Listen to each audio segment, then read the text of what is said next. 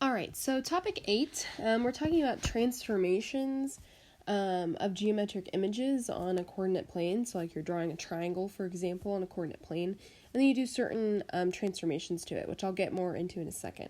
The first thing that we're going to talk about is reflections. So thinking about where you hear the word reflection, think of like a mirror or like when you look into a pond, something like that. You see your reflection looking back at you. So keep that in mind for what we're doing today. So we're going to start with a couple of vocab.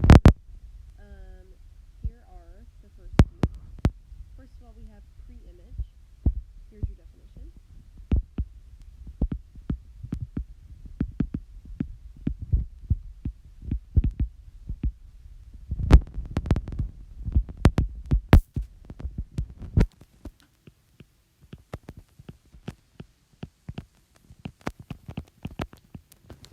So the original figure before a transformation. I think this one's fairly easy to remember because if you think about what the word pre means before. So this is the image that you have before the transformation. Then you have just the word image. Here's your definition.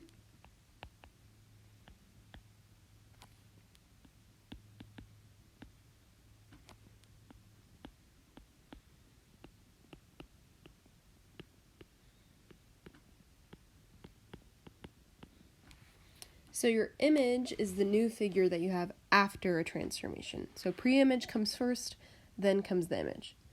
Then what exactly is a transformation? Well, here's your definition.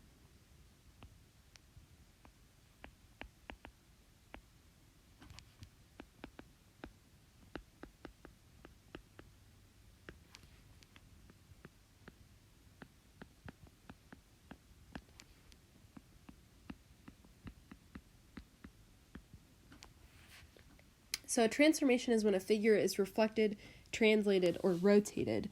We are going to do translation and rotations later. Today we are focusing on reflection, so we're learning that first type of transformation. Then another vocab word is rigid motion. Here's your definition.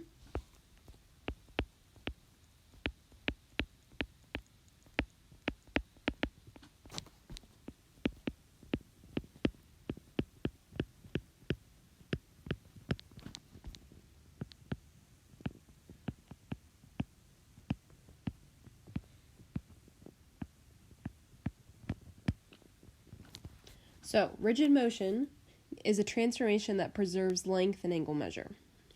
So, thinking about what that means. Rigid means that you're very, still, okay? Rigid means nothing's changing.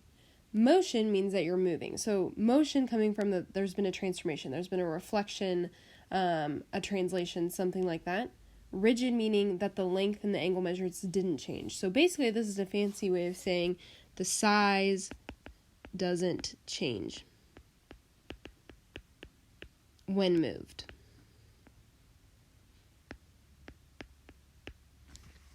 All right, that's the gist there.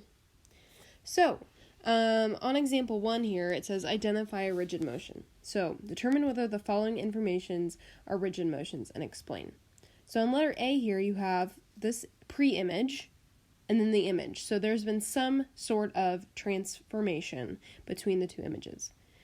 Again, we're trying to figure out, is this a rigid motion? It's only a rigid motion if the size stays the same. You'll notice those are different sizes. The black figure is bigger than the red image, okay? So there's been a size change. So no, this is not a rigid motion. They are not the same size.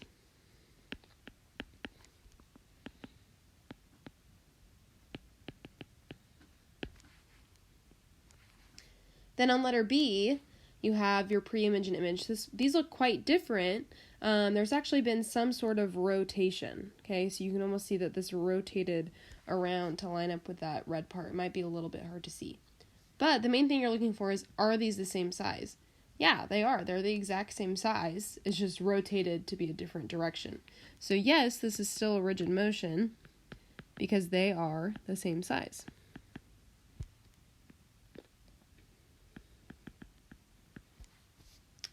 All right, then the definition of reflection. There is a super fancy definition that your book has for you. I'm not actually going to give it to you because I think it might just confuse you more. So all I'm going to say here is think of think of a reflection as being a mirror image.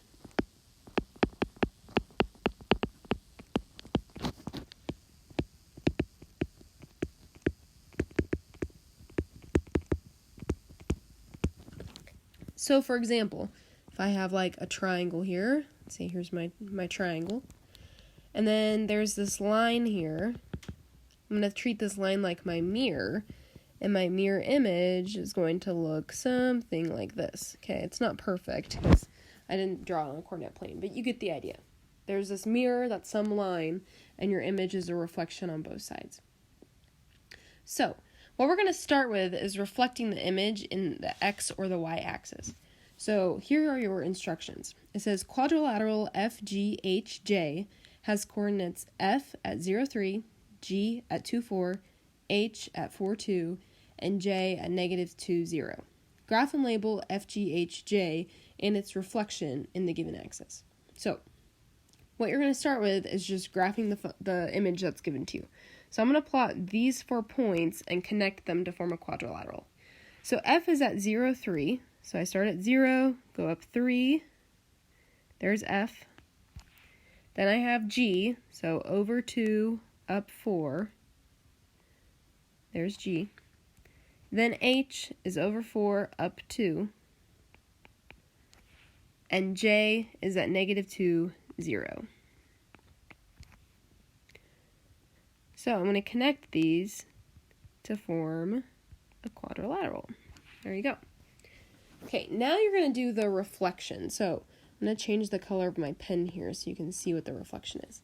So to figure out what you're reflecting over, that's this subscript next to the letter R here. So we're reflecting over the x-axis.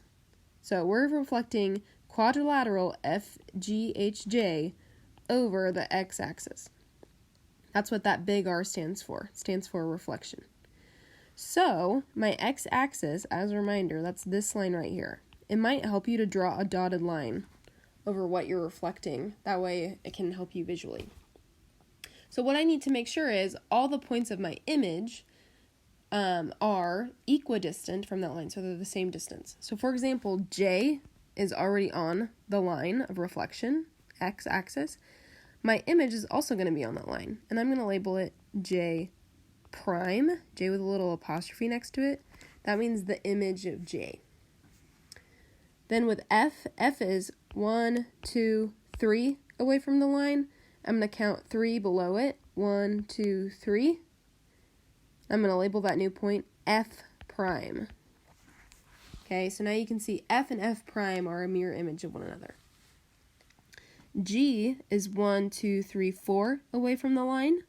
So G prime is also going to be 4 away, just the other direction. I'm going to label that G prime. So G and G prime are across the line from one another. Then lastly, H is 2 away. So I'm going to count 2 below the line and label that H prime.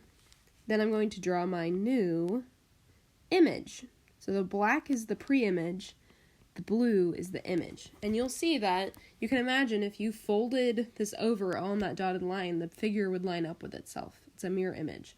If it's looking in the mirror at itself, it sees the reflection on the other side. Then, on letter B, we're going to do the same thing, but now we're reflecting over the y-axis instead. So I'm going to start by drawing the figure FGHJ once again. So F is at 0, 3. It's the same points as before. G is at 2, 4, H is at 4, 2, and J is at -2, 0. So go ahead and draw that. If you need to pause the video, you can do that. And now this one's a little bit different because you are reflecting over the y-axis. Okay, so here's my y-axis. I'm going to draw a dotted line on the y-axis. So now you're counting horizontally instead of vertically. So for example, I forgot to label my points. That might help us out a little bit to keep it organized. So this was F, this was G, this was H, this was J. Now it'll make more sense when I explain this. So point F is already on the line of reflection. It's on the y-axis. So its image is also there. So I'm going to label that F prime. G is 1, 2 away from the y-axis, so I'm going to count 1, 2 to the other side and label that G prime. H is 1, 2, 3, 4 away, so I'm going to count 4 the other direction and label that H prime. Then J, now you're counting the opposite direction, but that's okay. J is 1, 2 away from the y-axis, so now you're going 2 to the other side, okay? You'll see J was already on the left side, so its image is going to be on the right side. That's the one that's a little bit different than the other 3, okay? So I'm going to label that J prime. And now I can draw my image, and you'll see that your image and your pre-image overlap, okay? But if you did fold this in half, like hot dog style, all along that y-axis, you would see that the images, the pre-image and the image line up with one another, which is what you want when you have a reflection. So, another way, just real quick, if sometimes people struggle to do this visually, if you want to do this using just the point values, you can use this table on the next page. So as a quick point, it says when any point x, y on the coordinate plane is reflected across the x-axis, its image is x negative y. So for example, if your first point is at 1, 2, its image is going to be at 1, negative 2. So all I do is make that y value negative. If you're reflecting xy over the y-axis instead, so up here was the x-axis, if you're doing it over the y-axis, now you make the x value negative. So if you have the point 1, 2, and I reflect that over the y-axis, my new point would be at negative 1, 2. You can count it out just using a coordinate plane if you want, or you can do this method down here using this table where you actually look at the coordinate pairs. It's up to you though. So I'm going to do the last couple examples on a different video just to give you guys a break. That's the first part, reflecting over the x